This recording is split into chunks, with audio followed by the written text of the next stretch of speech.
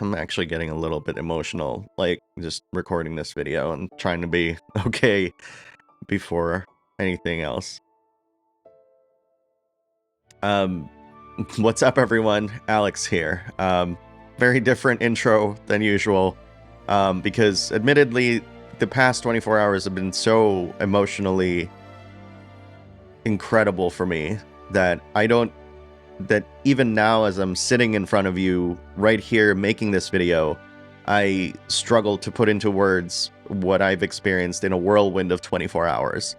But before I get into things, I do want to thank Square Enix for this huge opportunity, but not in a way that you might think.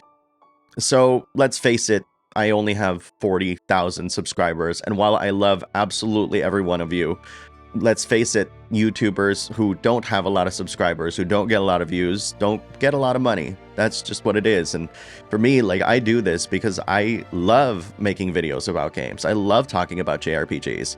So when Square Enix approached me and said, like, hey, we want to give you this opportunity to experience Final Fantasy VII Rebirth, and we'll foot the bill for the flight and the hotel accommodations, I said to myself, hell yes, let's freaking do this. But it's not just because of Final Fantasy VII Rebirth that made this trip very special to me. Before I actually started the channel, I used to live in Los Angeles. And in 2016, I moved all the way up to Oregon to be with my wife. That was the last time that I saw my grandmother. I remember the day before getting that email from Square Enix, my grandmother and I had a conversation on the phone, and she was asking when was I gonna visit her and whether or not I was gonna see her before she passed away. Not that she's in any sort of danger whatsoever, mind you. It's just her being a dramatic Filipina grandmother. And I told her, like, the first opportunity that I get to visit you, I'm gonna do it. And the following day, I get that email from Square Enix, and my opportunity came. Not just for the game, but to see my grandmother. You see, she has been one of the biggest supporters of this channel, a silent supporter, if you will, and she's not really big into tech or anything like that, or even gaming for that matter. But I grew up with like so much encouragement and love that helped shape who I am today. This Alex that is in front of you right now would never have been possible without my grandmother. So I think it's just appropriate to say that, Mommy, I love you, and I dedicate this video to you. Trying to process the past 24 hours has been extremely challenging because my day started practically at like 6 in the morning on Sunday, and it was go ever since then. I remember walking through the airport just thinking to myself, like, how did I get this opportunity? How did we get to where we are right now? And so in like one of those weird moments, kind of like when they say dead people kind of like recall their entire past lives, like I did that throughout the past 7 years of the channel, like where we started and where we are now. And I just kind of walked really slowly to my airport gate just to kind of realize the enormity of the situation. I decided right then and there that I want to chronicle this trip alongside you guys, because this isn't so much just a video about Final Fantasy VII Rebirth, it's also about this journey that I've taken on YouTube, which somehow oddly paralleled with my trip to experience this game. And there's something about flights that make you ponder about where you are in the world, because you're seeing the world just kind of unfurl underneath you as you're flying over it. Scenes and landscapes that we've yet to actually fully realize in games, literally right outside the window. And as soon as I arrived in LA, I knew that the work has just begun. But by work, I mean like that I felt there was a huge responsibility on my shoulders to not just bring you along the ride with me, but also to allow you to experience what I've experienced. Because if I could have it, thousands of you would have joined in this trip with me. But I don't have that kind of money, and I don't think Square Enix would have let me. So this was the best that I can do. So after arriving in LA, I met up with a friend of mine, and we went to this barcade in downtown Los Angeles called 82. No shade to 82, I think they have a lot of really good arcade games, but the big problem that I have, and I still have, is the fact that they have a change machine, but it doesn't take credit cards or any sort of cards whatsoever. So in other words, you needed to have cash to do that. Now, there's no sign on the change machine that actually tells you like, hey, you can buy tokens at the bar. So all my friend and I did was just basically drink and just hang out and caught up. Now, granted, we did play Third Strike, in which he promptly beat my butt, and we played the original 6-player X-Men game. That was just so cool. Like, this is a machine that actually has 2 CRT screens, one that's actually mirrored, and it's just such an amazing feat of engineering that it's just really cool to see in person. But outside of that, I actually got the opportunity to meet up with somebody that you probably recognize, who is David Vink. Now, David and I have been thinking about this trip for a good bit of time now. Like, even last year, before all this started, David and I have thought to ourselves, like, what if we made a panel at a con and we all just kind of group together, like all our flights are paid and hotel accommodations paid, and we just get to talk about JRPGs. And I'm like, wouldn't that be something? And literally here we are in this photo, just having a drink together and having a blast before this Square Enix event even started. Now, David also had the unfortunate or fortunate experience with Drunk Alex, which doesn't happen often. David has always been kind to me and very generous of his time and very understanding, and that was all in play when we first met. So thank you very much for that, David. But alas, I needed to go to bed, so here we are.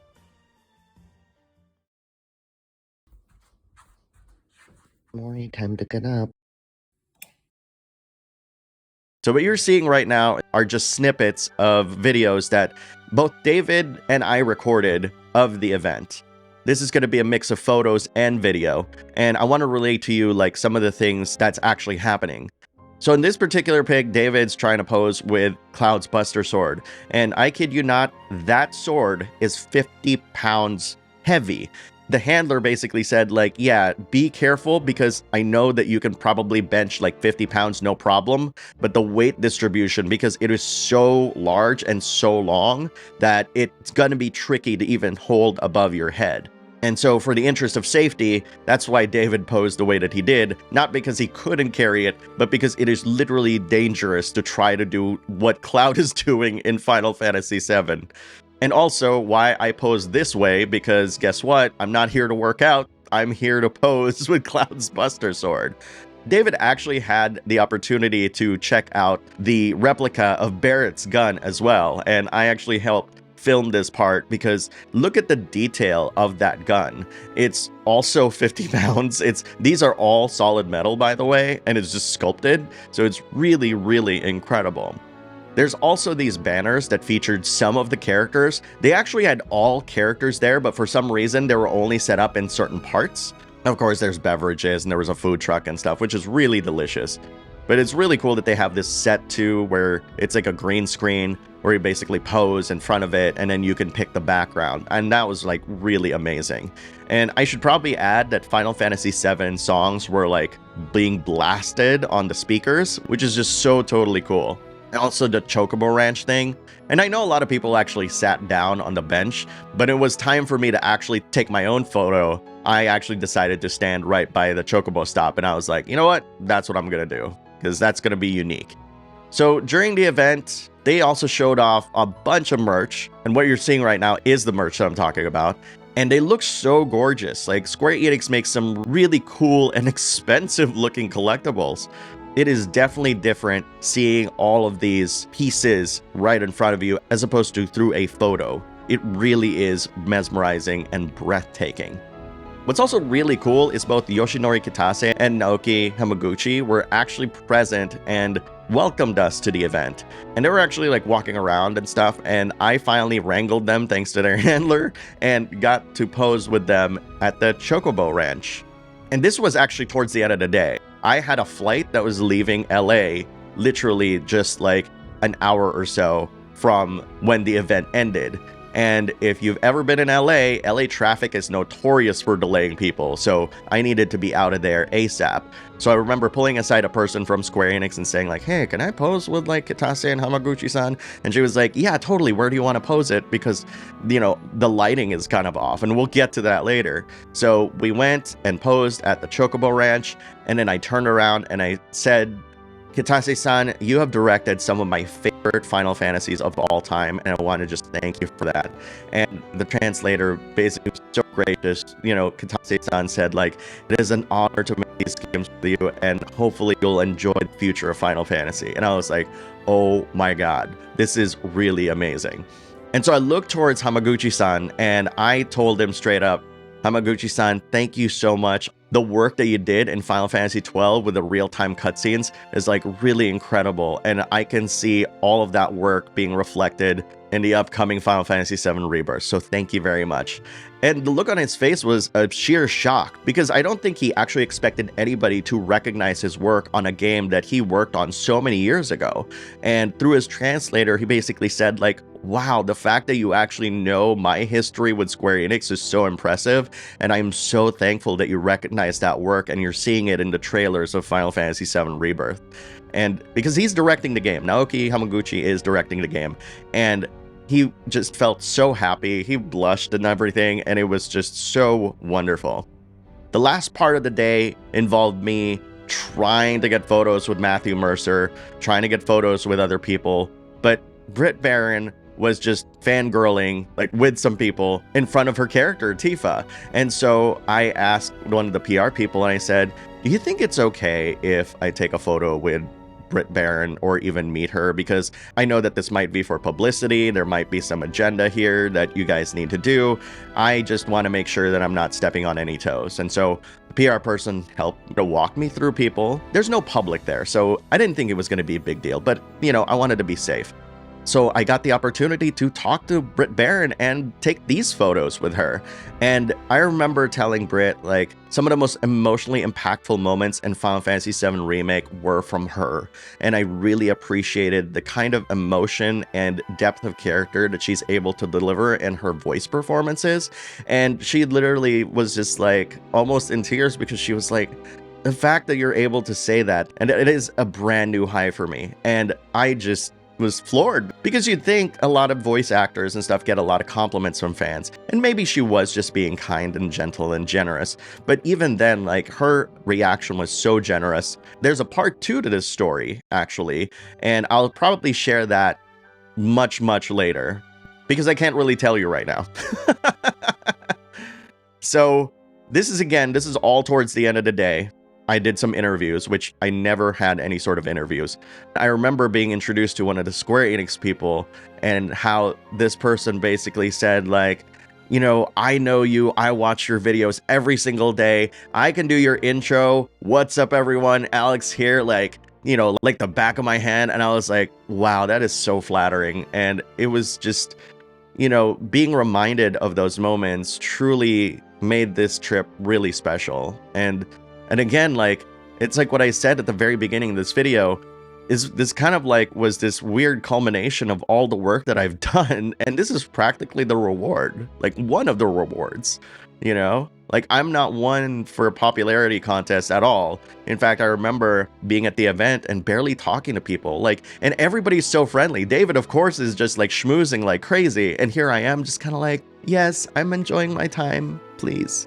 And so And you know, the thing is, like, I'm naturally a very shy person, and so it was kind of nice for the Square people to try to like bring me out of my shell, you know, and it was such a really cool experience. Driving to the airport, I got like a tote bag and stuff, and so it's all in this tote bag right here, which is of course Final Fantasy VII Rebirth branded. Let's check out what's in here. I actually really like this thing. So there's these buttons that are actually available throughout the venue, and this is what it does when you press it.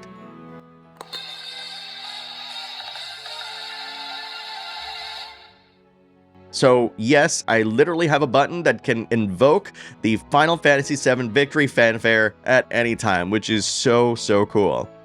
I also got this sticker skin for my DualSense, which features Cloud and Sephiroth, of course. They also have this water bottle, which is a really fancy water bottle I've never had before. And of course, Final Fantasy VII Rebirth is branded on there, and it's just so cool. And given that I drink a lot of water, this is great. We also got this when we first arrived at the event, which is this, I guess this is like cookies, but you dip them in this cream. I've never had this before in my entire freaking life, but it sounded really, really cool. I'm saving this for my wife because she loves these sweets, but I might take a bite or two and maybe I'll let you know what it's all about. But for now, the fact that it's branded Final Fantasy VII Rebirth and it's an interesting idea for a dessert, I'm really curious about this one. And last but certainly not least is this gorgeous, gorgeous Final Fantasy VII jacket. Now, I've been warned that this runs big, and this is a medium, and as you can see here, it's actually pretty large. You know, it's like, look at this, look at the overlap here. Like, there's a lot, but there's like this really cool design in the back, which is of course Cloud's Buster Sword, and you get this like really cool like Final Fantasy VII Rebirth like logo. I know the microphone is like covering it, but you know, it's actually very warm and very comfortable, and you know, probably gonna wear it too. So that was my trip for the past 24 hours. A whirlwind trip to LA. Basically allowed me to meet David Vink for the first time, hang out with my family, my friends, my friend. I only hung out with one friend. I had a packed Sunday. And meet some really wonderful people at Square Enix and check out some really cool Final Fantasy VII experiences like the Chocobo Ranch, the Cloud's Buster Sword, you name it. Some really cool stuff there. And all I'll say is that I hope this isn't the last time that I get invited to something like this, because it really was so special to me. And I just want to give thanks to Square Enix for this opportunity as well. That said, I'm curious if I was able to convey this trip in the best way possible to you. So please leave your comments down below and I will read them. I want to do more of these travel vlogs. If they happen a lot more frequently, I don't really know, because this is the first time I've ever done something like this. But at the very least, I hope that like I was able to convey the kind of feelings and emotions that I went throughout this entire trip, because it's very important to me that you all get to experience something that I think you all would have enjoyed if you were physically there. And this is certainly one of those events that I really wanted to capture as accurately as possible. So anyways, guys, I don't have a voice. So thank you very much for watching, everyone, and I'll see you in the next video.